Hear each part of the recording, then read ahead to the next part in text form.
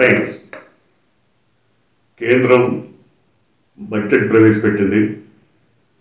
బడ్జెట్లో కేటాయింపులు చూసిన తర్వాత ఆంధ్రప్రదేశ్కు కంటి తుడుపు చర్యగా, అది కూడా అప్పుల రూపంలో అమరావతి కోసం మాత్రమే 15,000 కోట్లు ఇప్పిస్తామని ఒక్క మాట చెప్పింది. అంతకు మించి ఆంధ్రప్రదేశ్ విషయంలో ప్రత్యేకమైన కేటాయింపులు ఏమీ లేవు. ఇంతకు ముందే బడ్జెట్ ప్రవేశపెట్టడానికి కొద్ది కాలం ముందే రాష్ట్ర ముఖ్యమంత్రి చంద్రబాబు నాయుడు ఢిల్లీ వెళ్ళి పలువురు మంత్రుల్ని, ప్రధాని, ఇతరుల్ని కలిసి తమ రాష్ట్రానికి 1,00,000 కోట్ల రూపాయల బడ్జెట్ కావాలని చెప్పారు. అంటే మీరు ఎట్లాగూ స్పెషల్ స్టేటస్ ఇవ్వట్లేదు కాబట్టి 1,00,000 కోట్లు ఇస్తే మాకు సరిపోతుంది అని. కానీ ఇవాళ నిర్మలా సీతారామన్ పార్లమెంట్లో ప్రవేశపెట్టిన బడ్జెట్ని చూస్తే రాష్ట్రానికి ఏ విధమైనటువంటి ప్రత్యేకతలు, ప్రత్యేక ప్రతిపాదనలు, ప్రత్యేక కేటాయింపులు ఏమీ లేవు.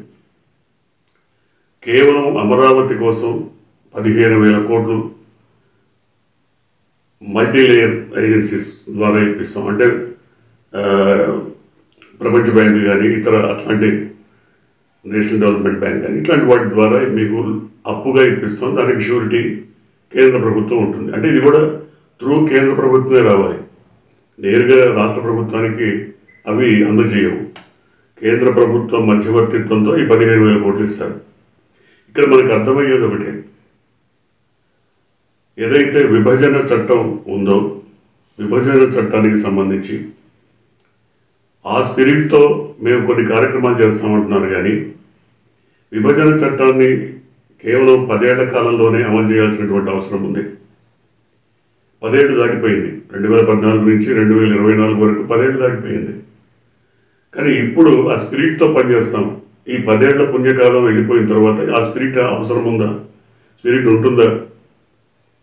అంటే ముఖ్యంగా ఆలోచిస్తే చాలా పథకాలు కడప స్టీల్ ప్లాంట్ ఇవ్వాలి, లేదా పోలవరం ప్రాజెక్ట్ ఇవ్వాలి, లేదా విశాఖ రైల్వే జోన్ ఇవ్వాలి. ఇవన్నీ ఒక 10 ఇయర్స్ స్పాన్లో ఇవ్వదగినవి, ఇచ్చేవి. కానీ వాటన్నిటికీ మంగళం పాడి ఇప్పుడు ఆ రీఆర్గనైజేషన్ యాక్ట్ స్పిరిట్తో పనిచేస్తాం అంటే ఏం చేస్తారు? మరి ఏం కేటాయిస్తారో చెప్పారా? దాదాపు పోలవరం ప్రాజెక్టు ఒక తీరని కలగానే మిగిలిపోయింది.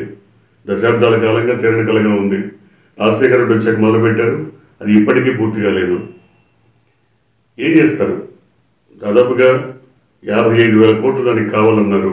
55,000 కోట్లకు గాను రాష్ట్ర ప్రభుత్వం కొంత ఖర్చు పెట్టింది, కేంద్ర ప్రభుత్వం కొంత ఇచ్చింది. మొత్తం కలిపి దాదాపు 15,000 కోట్ల కంటే కాలేదు. మిగతాదంతా రీహాబిలిటేషన్, పునరావాస కార్యక్రమం కోసం 32,000 కోట్లు దాదాపు ప్రాజెక్టు ఒక అంచనా ఉంది. దాంట్లో ఎంత ఇస్తారో ఇంతవరకు చెప్పలేదు, అది పూర్తి కాదు. సో అట్లాగే ఇక్కడ మనకు అర్థమయ్యే అంశం ఏంటంటే, రాష్ట్ర ప్రభుత్వం తరఫున రిప్రజెంట్ చేసిన వాళ్ళందరూ కూడా మా ఫస్ట్ ప్రయారిటీ అమరావతి, మిగతావన్నీ ఎటుపోయినా మాకు అనవసరం, మిగతా అంశాల గురించి మేము పెద్దగా మిమ్మల్ని ఏమి డిమాండ్ చేయం, అమరావతి మాకు ఫస్ట్ ప్రయారిటీ. ఎందుకంటే మేము గెలిచిందే అమరావతి కోసం, మా స్పిరిట్ అంతా కూడా అమరావతి.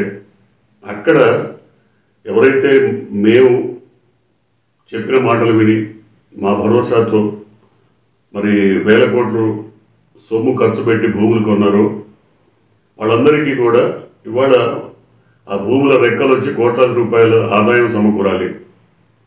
అంటే అమరావతిని ముందు డెవలప్ చేయాలి. అమరావతి డెవలప్ అయితే రాష్ట్రం డెవలప్ అయిపోయినట్టే. స్థూలంగా రాష్ట్రానికి సంబంధించి రాష్ట్రం అప్పుల్లో ఉంది, లేదు డబ్బులు లేవు, ఖజానా ఖాళీ అయిందని ఇన్ని చెప్తున్నటువంటి రాష్ట్ర ప్రభుత్వం కేంద్రాన్ని ఎందుకు డిమాండ్ చేయలేదు? మీరు 1,00,000 కోట్లని చెప్పారు, కనీసం 30,000 కోట్లన్నా ఇమ్మన్నారు. ఇప్పుడు కూడా గ్రాంట్ కాదు, ఇది గ్రాంట్గా ఇస్తున్నది కాదు, ఇది కేవలం అప్పుల రూపేణ 15,000 కోట్లు మల్టీ లెవెల్ ఏజెన్సీస్ ద్వారా ఇప్పిస్తామంటున్నారు. అంటే బ్యాంకుల ద్వారా మీకు రుణంగా ఇప్పిస్తామంటున్నారు. ఈ రుణం తీసుకొని అమరావతిని కడితే ఆంధ్రప్రదేశ్ ప్రజలందరూ కూడా ఆ రుణాన్ని పే చేయాలి. అక్కడ ఉన్నటువంటి ఎవరైతే భూములు కొన్నారో కొన్ని సామాజిక వర్గాలు కానీ కొన్ని రాజకీయ వర్గాలు కానీ ఎవరైతే భూములు కొన్నారో వాళ్ళ భూములకు రెక్కలు వస్తాయి, వాళ్ళు కోటీశ్వరులు అవుతారు, సంపద సృష్టిస్తారు. ఎవరికి? బడుగు బలహీన వర్గాలు, పేదలు, మైనారిటీ వీళ్ళందరికీ కాదు. అక్కడ ఎవరైతే భూములు కొన్నారో వాళ్ళకి పనికొచ్చే విధంగా సంపద సృష్టిస్తారు. సో ఇవాళ రాష్ట్రంలో ఏ చిన్న పని జరగాలన్నా ఏం చేయాలన్నా ఖజానా ఖాళీ అయిపోయింది, మేమేమి చేయలేము. నిజానికి ఖజానా విషయం కానీ రాష్ట్ర బడ్జెట్ విషయం కానీ రాష్ట్ర అప్పుల విషయం కానీ అన్నీ తెలిసినటువంటి మహా నాయకుడు 40 years ఇండస్ట్రీ. ఆయన అలవి కాని హామీలు ఇచ్చారు. దాదాపుగా ఒక్కొక్క ఏడాదికి 1,50,000 కోట్లు ఖర్చు పెట్టాల్సిన పరిస్థితి దాపురించింది. సో అసెంబ్లీలో కూడా అదే చెప్తున్నారు, అసెంబ్లీలో కూడా వాళ్ళు అదే చెప్తారు, మా దగ్గర డబ్బులు లేవు అంటే మానసికంగా ప్రజల్ని ప్రిపేర్ చేస్తున్నారు, సిద్ధం చేస్తున్నారు. డబ్బులు లేవు కాబట్టి మేము ఏదైతే హామీలు ఇచ్చామో అవి మేము అమలుపరచలేము కాబట్టి మీరు యాక్సెప్ట్ చేయాలి. అయితే ఒకే ఒక్క దాని మీద కట్టుబడి ఉంటాం, అది అమరావతి. అమరావతి తప్ప చంద్రబాబు కానీ ఆ పార్టీకి కానీ వేరే ప్రయారిటీస్ ఏం లేవు. ప్రజలు ప్రయారిటీ కాదు, ఇతర పథకాలు ప్రయారిటీ కాదు, ఇతర అంశాలు ప్రయారిటీ కాదు. వాళ్ళ కేంద్ర బడ్జెట్ని చూసిన తర్వాత రాష్ట్రానికి సంబంధించి మరి రాష్ట్ర ప్రభుత్వం ఇచ్చిన ప్రయారిటీస్ ఏంటి అంటే first and foremost priority Amaravati. So ఏ విధంగా చూసినా ఏ కోణం నుంచి చూసినా రాష్ట్రానికి సంబంధించిన ఇతర ప్రాజెక్ట్స్ కానీ ఇతర అంశాలు కానీ ఏది బడ్జెట్లో పేర్కొనలేదు. పోనీ గ్రాంట్గా అయినా 15,000 కోట్లు ఇస్తారంటే కాదు, అప్పుగా వివిధ సంస్థల నుంచి అప్పుగా ఇప్పిస్తా ఉన్నారు. సో ఏ రకంగా చూసినా డబుల్ ఇంజిన్ సర్కార్. మోడీ వచ్చి హామీలు ఇచ్చాడు, డబుల్ ఇంజిన్ సర్కార్ వస్తే మీకు ఏదో ఒరుగుతుంది, మీరు ఎత్తున ఏదో బండరాయి పెడతామని. కానీ ఇప్పుడు బండరాయి కంటే పెద్ద కొండరాయి పెట్టారు. ఈ అప్పులన్నీ తీర్చుకోవడం మీ బాధ్యత. ప్రజలందరూ కూడా ఇప్పుడు ఏం జరుగుతోంది, కేంద్ర రాష్ట్ర ప్రభుత్వాలు ఏ రకంగా ప్రజల్ని మోసం చేసి వంచి దగా చేసి అధికారంలోకి వచ్చాయన్నది ఇప్పుడైనా దాదాపుగా అర్థం చేసుకోగలిగితే సముచితమైన నిర్ణయాలు తీసుకోవడానికి అవకాశం ఉంటుంది. చూద్దాం ఏ నిర్ణయాలు తీసుకుంటారు.